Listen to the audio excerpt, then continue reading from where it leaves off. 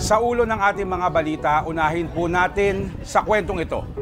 Mga kapamilya, pumanaw na po si Pope Francis. Kinumpirma ng Vatican ang malungkot na balita matapos ang pinakahuling hospitalisasyon at pag-discharge ng 88 taong gulang na Santo Papa sa Casa Santa Marta.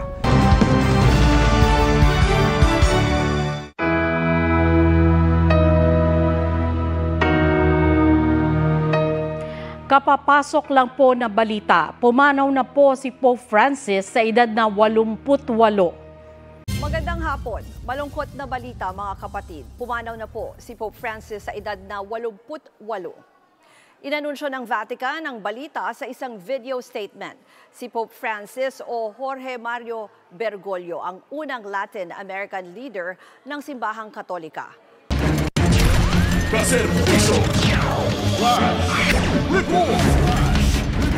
Mga kaserbisyo, isa pong bagong-bago at napakalungkot na balita. Pumanaw na po si Pope Francis sa edad na 88.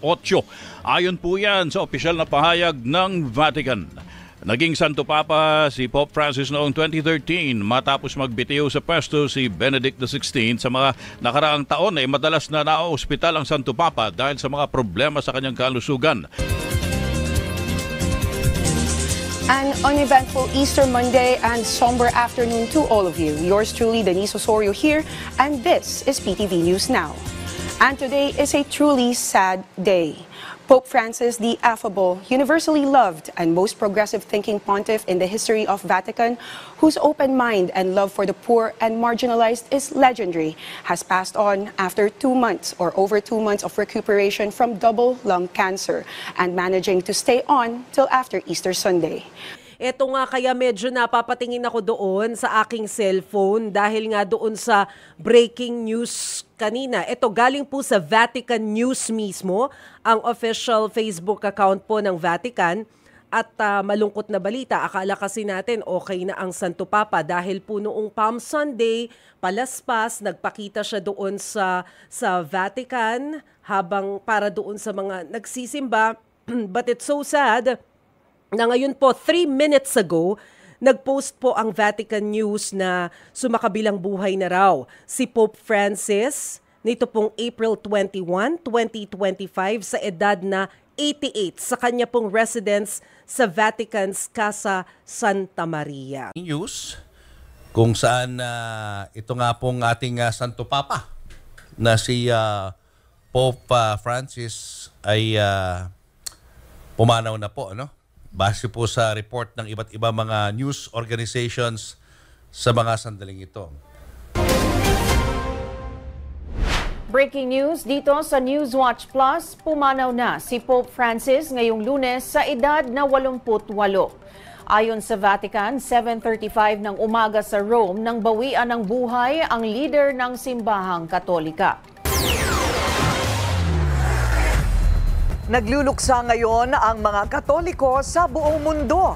Pumanaw na kasi si Pope Francis sa edad na 88. Ikinagulat ang marami ang kanyang pagpanaw dahil nangyari ito isang araw matapos niyang batiin ang ilang mga deboto sa St. Peter's Square nito lamang Easter Sunday. Pumanaw na po sa edad na 88 ang pinuno po ng simbahang Katoliko Romano na si Jorge Mario Bergoglio, o mas kilala po sa Pope Francis. Superradio DZWB Flash Report!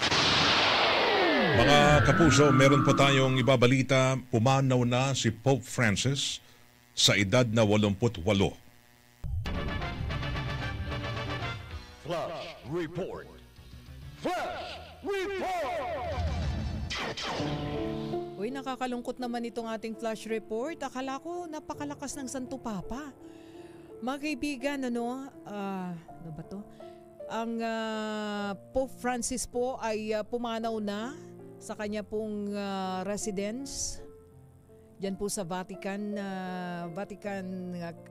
Casa, no, Santa Maria. Sa edad na 88, no? Oo, di ba nakapagmas pa ang Pope Francis? Itong Semana Santa. So yan po mga kaibigan, antabayanan po ninyo ang ating mga follow-up report. Si Pope Francis pumanaw na po sa edad na 88, 88, no?